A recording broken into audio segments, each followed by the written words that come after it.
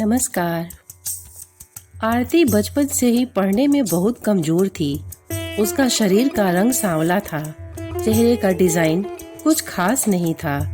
औरों की अपेक्षा भगवान उसके दांतों की भी बनावट अच्छा नहीं दिए थे। आरती का चेहरा अच्छा न होने के कारण स्कूल में बच्चे अक्सर उसे चिढ़ाते रहते थे। कोई आरती का फ्रेंड बनने के लिए तैयार नहीं था। जब आरती अपने गांव की गलियों से गुजरती थी, बगल में खड़े लोग भी अपना मुंह फेर लेते थे। आरती को इस बात से बहुत ज्यादा पीड़ा होती थी। वह यह समझ नहीं पा रही थी, क्योंकि वह बहुत छोटी बच्ची थी। आखिर बात क्या है? हमारे चेहरे को देखकर लोग अपना मुंह क्यों छुपा लेते हैं? आरती जब स्कूल से घर वापस आती थी, तब अपने माँ से एक यही सवाल करती थी कि माँ, जब हम अपने स्कूल से घर आते हैं तो लोग हमें ऐसे क्यों देखते हैं, और स्कूल में भी हमसे कोई बात नहीं करता है। हमारा कोई दोस्त भी नहीं बन रहा है, अतः हमसे कोई बातचीत भी नहीं करता है। इतनी बात सुनकर आरती की माँ की आंख में आंसू आ गया।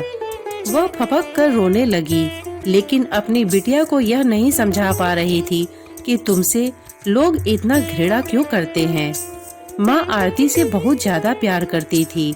गली मोहल्ले में आरती को जब लोग मनहूस बोला करते थे, आरती की माँ कड़े शब्दों में जवाब दे देती थी। आरती की माँ अपने कलेजे के टुकड़े को हर वक्त अपने साथ रखती थी और जो भी उसे बोलता था उसके बदले में जवाब देती थी। आरती धीरे धीरे अपनी पूरी उम्र ऐसे ही जीने की एक आदत बना ली थी, और जो लोग बोल रहे थे उसके पीछे कुछ और सुनने के लिए तैयार नहीं रहती थी। बस अपने काम से मतलब रखती थी, पढ़ाई करती थी और वापस घर लौट जाती थी। धीरे धीरे आरती बड़ी होती चली गई। जब उसकी उम्र शादी करने लायक हो गई, तब उसके पापा लड़का खोजने के लिए एक गांव से दूसरे गांव में जाने लगे। लेकिन जो भी लड़का वाला आरती को देखने के लिए आता था, वह बिना पसंद किए ही लौट जाता था। ऐसे बहुत बार हुआ। अब बहुत दिक्कत होने लगी आरती को शादी करने में। आरती के पापा भी थक चुके थे लड़का खोजते खोजते। ऐसा कोई गांव नहीं था जिस गांव में आरती के पिता लड़का खोजने के लिए नहीं गए थे। अब आरती के पापा भी गुस्से में आकर आरती को मनहूस बोलना शुरू कर दिए थे। लेकिन माँ तो एक जैसी थी, जो सभी लोगों को समझाती थी और आरती के बारे में भला बुरा कहने वालों को सबक सिखाती थी। भगवान ने भी आरती के साथ बहुत ही क्रूर मजाक किए थे। शरीर की बनावट ऐसे बना दिए थे जिसे देखकर कोई भी लड़का वाला पसंद ही नहीं करता था। आरती भी इस बात को लेकर चिंता कर रही थी कि पापा हमारे लिए इतना दूर दूर तक जाते हैं लड़का देखने के लिए, लेकिन हमें कोई भी लड़का पसंद नहीं करता है। आरती अपने कामों में ज्यादा व्यस्त रहती थी। वो खाना बनाने में बहुत ज्यादा समय देती थी। आरती को खाना बनाने में बहुत ज्यादा मजा आता था। आरती ने बहुत सारा खाना बनाने की रेसिपी के बारे में जानकारी हासिल कर ली थी। इसके लिए उसने किताबें, रेडियो, टीवी चैनल पर वीडियो देखा था। आरती के द्वारा बनाया गया खाना बहुत स्वादिष्ट और टेस्टी होता था। आरती की तारीफ उसके चेहरे से कोई नहीं करता था, लेकिन उसका खाना बनाने का जो तरीका था, उसके खाने में जो स्वाद था, उसकी हर कोई तारीफ करता था। आरती के आजू बाजू में जितनी भी औरतें थीं, उन सब में खाना बनाने में आरती बहुत ज्यादा फेमस हो गई थी। जिस औरत को लगता था आज नया खाना बनाना है और कुछ नया डिजाइन इसमें टेस्टी लाना है, तो वो औरत आरती के पास आकर जानकारी लेती थी। बहुत सारी औरतें यह भी सोचती थीं कि आरती के द्वारा बनाए गए खाने को हम सीख लें, लेकिन यह उन सभी के बस की बात नहीं थी। आरती के हाथ में ऐसा टाइमिंग जादू था जो आरती के इस कला को कोई सीख नहीं पाया। आरती का जीवन और उसका लाइफ चक्र उतार चढ़ाव में कटता रहता था। माता पिता और रिश्तेदार बहुत कोशिश कर रहे थे कि आरती की कहीं न कहीं शादी हो जाए। बहुत कोशिश के बाद माँ बाप ने एक लड़का वाले को मना लिया था, वे सब आरती को देखने के लिए घर पर आने वाले थे। आरती को इस बात की खबर लग जाती है कि हमारी शादी होने वाली है। आरती दुखी हो जाती है और गुस्सा करने लगती है। आरती रोती हुई कहने लगती है कि आप सब हमारे लिए लड़के वालों को देखने के लिए बुलाते हो, लेकिन कोई हमें पसंद नहीं करता है और जो भी आता है हमारा मजाक बनाकर चला जाता है। आप सबकी बदनामी होती है। गांव समाज के लोग बोलते हैं कि लड़के वाले देखने आए थे आरती को और पसंद नहीं किया। गांव वाले भी कहते हैं कि पता नहीं इसके मम्मी पापा ने कैसे इस मनहूस को जन्म दिया है कि कहीं शादी ही ठीक नहीं हो पा रही है। आरती की माँ ने आरती को समझाया कि शादी में अक्सर ऐसा होते रहता है। हर कोई किसी को पसंद नहीं होता है। जिसे तुम पसंद आ जाओगी तो तुमसे जरूर शादी कर लेगा। तुम अपना ख्याल रखो, तुम अपने आप पर ध्यान दो। कौन तुम्हें पसंद करेगा या नहीं करेगा या तुम उनके ऊपर छोड़ दो। अगले दिन लड़के वाले आरती को देखने आने वाले थे, लेकिन आरती उसी दिन सुबह से ही सज संवर कर कहीं निकल गई थी। लड़के वाले घर पर आते हैं, लेकिन मम्मी पापा को नहीं पता था कि आरती कहाँ गई है। जब लड़की देखने की बारी आती है तो आरती घर में नहीं थी। लड़के वाले इस पर गुस्सा हो जाते हैं और पूरा खरी खोटी सुनाते हैं आरती के मम्मी पापा को। वैसे भी पापा आरती पर बहुत गुस्सा करते थे, लेकिन उस दिन की हरकत से आरती के पापा के ऊपर खून सवार हो गया था। आरती ने अपने पापा को गुस्से में पागल कर दिया था। उस दिन आरती के पापा ने उसकी मम्मी पर सारा गुस्सा उतार दिया। आरती के पापा ने उसकी मम्मी को बहुत भला बुरा कहा कि यह सब तुम्हारे सिर पर चढ़ाने का नतीजा है। तुम्हारी ही वजह से आज आरती ऐसी हरकत कर रही है। अब शाम का वक्त होने वाला था। आरती घर को लौट चुकी थी। आरती के चेहरे पर बहुत ज्यादा खुशी थी और उसके हाथ में एक चेक था। आरती कोई सर्टिफिकेट लेकर आई थी। आरती ने अपनी उपलब्धि के बारे में अपनी मम्मी से कुछ बताना ही चाहा कि इसी बीच आरती की मम्मी ने उसको खरी खोटी सुनाना शुरू कर दिया।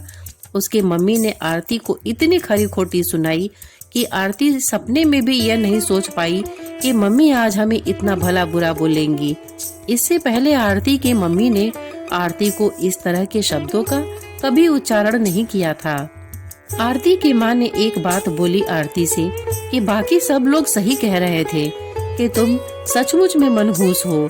आज तुम्हारी वजह से सब कोई परेशान है।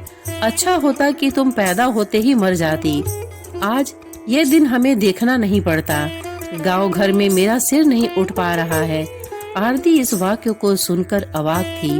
वह कुछ बोल नहीं पा रही थी, क्योंकि जब आरती बोलने की कोशिश कर रही थी उसके मम्मी के शब्दों में उसकी आवाज दब जाती थी। आरती चुपचाप निष्ठुर भाव से खड़ी थी। आरती की आंख से आंसू बह रहे थे। आरती बिल्कुल व्याकुल हालत में खड़ी थी। वो कुछ बोल नहीं पा रही थी। आरती अपनी माँ से एक ही सवाल कर रही थी, माँ, क्या मैं इतनी बदनसीब हूँ कि मुझे आप मारना चाहती थी? क्या मैं मर जाऊँ? मैं इतनी बुरी हूँ? आप मुझे मारना चाहती थी। मैं ऐसी क्या गलती कर दी हूँ? आरती के द्वारा बोली गई एक भी बात का असर उसकी मम्मी पर नहीं हो रहा था। आरती की मम्मी काम कर रही थी और गुस्से में आरती के ऊपर अनेकों बातों का प्रहार कर रही थी। आरती निरीह भाव से अपनी मम्मी की ओर देख रही थी और उसकी बातों को सुन रही थी। आंख से आंसू बह रहे थे, लेकिन आरती चुपचाप खड़ी रही। आरती एक ही सवाल कर रही थी, माँ, क्या आप सचमुच मुझे मारना चाहते हो? गुस्से में मम्मी ने भी बोल दिया, हाँ। आरती बिना एक पल बिताए ही सीधा अपने कमरे में जाकर दरवाजा बंद कर लेती है। 1-2 मिनट के बाद में मम्मी का गुस्सा शांत होता है। तब आरती की मम्मी को अपनी गलती का एहसास होता है। उसकी मम्मी आरती के रूम की तरफ गई और दरवाजा खोलने के लिए बोली, लेकिन आरती ने अपने रूम को अंदर से बंद कर लिया था। आरती की माँ ने जब देखा कि आरती अंदर से दरवाजा बंद कर ली है, आरती की माँ सोची कि ये कोई गलत कदम न उठा ले।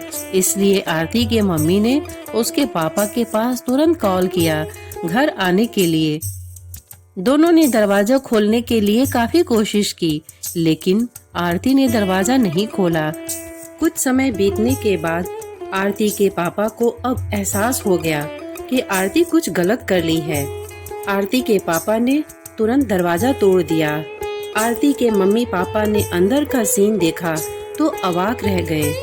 आरती दुपट्टे का फंदा बनाकर पंखा से लटक रही थी।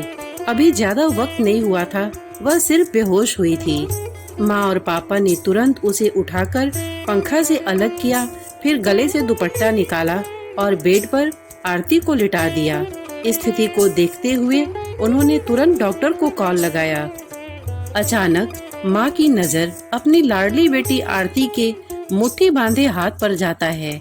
हाथ में एक चिट्ठी रहता है और टेबल पर पड़ा 5 लाख का चेक मिलता है, जिसमें 5 स्टार होटल में शेफ की नौकरी करने के लिए कंफर्मेशन लेटर था। उसी कंफर्मेशन लेटर और चिट्ठी को लेने के लिए आरती बाहर गई हुई थी। कुछ समय के बाद डॉक्टर आते हैं और आरती का इलाज करते हैं। डॉक्टर आरती के चेकअप करने के बाद बोलते हैं कि शुक्र है लड़की बच गई। कुछ सेकंड और देरी होती तो आज ये लड़की हम सभी के बीच नहीं रहती। आरती बेड पर बेहोश अवस्था में पड़ी थी। डॉक्टर ने बोला, आरती धीरे धीरे कुछ घंटों में ठीक हो जाएगी। मैं दवा लिख दे रहा हूँ, जिसे आप मेडिकल स्टोर से मंगा लीजिए। माँ और पापा ने उस चिट्ठी को खोलकर पढ़ा, जिसमें कुछ इस प्रकार से लिखा था, मम्मी और पापा, मैं जानती हूँ कि मैं जन्म से लेकर आज तक कोई ऐसा कार्य नहीं की जिससे आप लोगों को गर्व महसूस हो, लेकिन मैं आपसे बताना चाहती हूँ कि मैं खाना पकाने में नेशनल लेवल कंपटीशन को जीत चुकी हूँ। इसमें मुझे 5 लाख का चेक और प्रथम स्थान मिला है। मेरे द्वारा बनाया गया खाना ऑर्गेनाइजेशन को इतना पसंद आया कि वो मुझे एक बहुत बड़े होटल में बतौर मास्टर शेफ की नौकरी के लिए कंफर्मेशन लेटर भी दे दिए थे। पूरी दुनिया मेरे खिलाफ हो, मुझे इस बात का कोई फर्क नहीं पड़ता था और न ही पापा की कड़वी बातें मुझे रुलाती थी। मैं पापा से हर वक्त प्यार करती थी और मम्मी को दिल से चाहती थी। मैं जानती थी मम्मी और पापा केवल बाहर से ही सख्त दिखते हैं, लेकिन अंदर से मुझे बहुत ज्यादा प्यार करते हैं। यदि मम्मी और पापा मुझे प्यार नहीं करते तो मेरे लिए बिना कहे हुए कपड़ा, मिठाइयाँ, किताबें नहीं लेकर देते। माँ की ममता और प्यार को कोई क्या बयां कर सकता है। माँ मेरी चाहत और मेरी दुनिया थी। पापा का प्यार मुझे बहुत सताएगा। मैं अब इस दुनिया को अलविदा कहकर जा रही हूँ। मेरी माँ, मेरे पापा इस दुनिया में सबसे खूबसूरत हैं।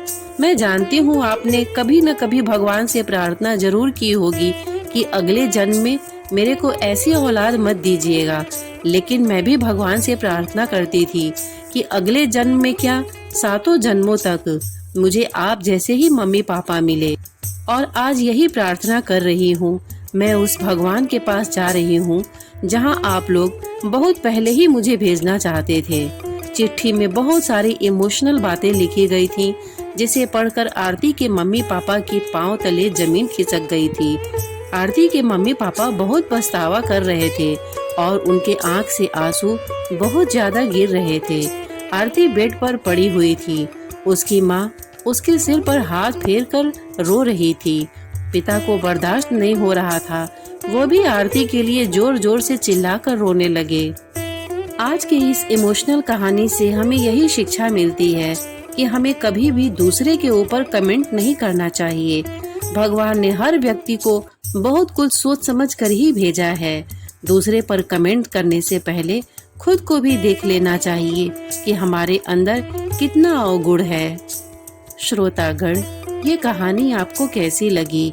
अपना कमेंट लिखकर हमें जरूर बताइएगा और साथ ही इतने धैर्य से आपने इसे सुनने के लिए अपना बहुमूल्य समय दिया, इसके लिए आपका बहुत बहुत धन्यवाद। नमस्कार।